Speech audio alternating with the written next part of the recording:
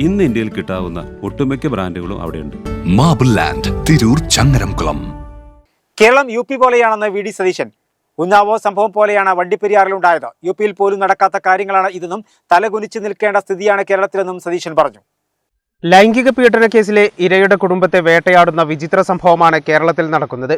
ഉന്നാവോ സംഭവം പോലെയാണ് വണ്ടിപ്പെരിയാറിലുണ്ടായത്. യു പിയിൽ പോലും നടക്കാത്ത കാര്യങ്ങളാണിതെന്നും തലകുനിച്ച് നിൽക്കേണ്ട സ്ഥിതിയാണ് കേരളത്തിലെന്നും വി ഡി സതീശൻ പറഞ്ഞു. യു പിയിൽ ഇരയായി മാറിയ പെൺകുട്ടിയുടെ കുടുംബാംഗങ്ങളെ മുഴുവൻ കൊല്ലുകയാണ് ഈ വേട്ടക്കാരായിരുന്ന ആളുകൾ മുഴുവൻ, തെളിവുകൾ മുഴുവൻ നശിപ്പിക്കുന്നതിന് വേണ്ടി. അപ്പോൾ ഇവര് നേരത്തെ തന്നെ ഞാൻ ആ വസതിയിൽ സന്ദർശിച്ചപ്പോൾ ഈ പ്രതിയുടെ കുടുംബാംഗങ്ങൾ തന്നെ ഭീഷണിപ്പെടുത്തുന്നതായും തനിക്ക് തന്നെ ഭയപ്പെടുത്തുന്നതായും ഒക്കെ ഈ കുട്ടിയുടെ പിതാവ് പരാതിപ്പെട്ടിരുന്നു. ഞങ്ങളത് പോലീസിന്റെ ശ്രദ്ധയിലും ഞങ്ങളത് പെടുത്തിയിരുന്നു. പ്രതിയുടെ കുടുംബം ഭീഷണിപ്പെടുത്തുന്നതായി നേരത്തെ പെൺകുട്ടിയുടെ കുടുംബം പരാതി ഉന്നയിച്ചിരുന്നു. ഇരയുടെ കുടുംബത്തെ ആക്രമിച്ചിട്ട് പോലീസ് നോക്കി നിന്നെന്നും ഡിവൈഎഫ്ഐക്കാരനായ പ്രതിയെ രക്ഷിക്കാനുള്ള പോലീസിന്റെ ഗൂഢാലോചനയാണിതെന്നും സതീശൻ മലപ്പുറത്ത് പറഞ്ഞു. എന്തൊരു ദുരന്തമാണ് ആ കുടുംബത്തിനുണ്ടായത്.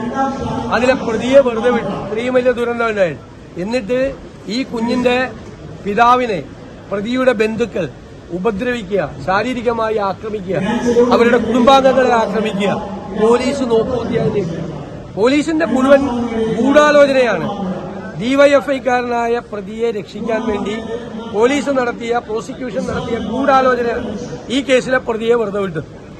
എം മണി ഗവർണറെ മാത്രമല്ല എല്ലാവരെയും മോശം പറയും. പിണറായി ആളുകളെ അധിക്ഷേപിക്കാൻ ചുമതലപ്പെടുത്തിയിരിക്കുന്നത് എം മണിയെയും സജി ചെറിയാനെയുമാണെന്നും ആളുകളെ അധിക്ഷേപിക്കുകയല്ല വേണ്ടത്, സംവാദം നടത്തുകയാണ് വേണ്ടതെന്നും സതീശൻ വ്യക്തമാക്കി.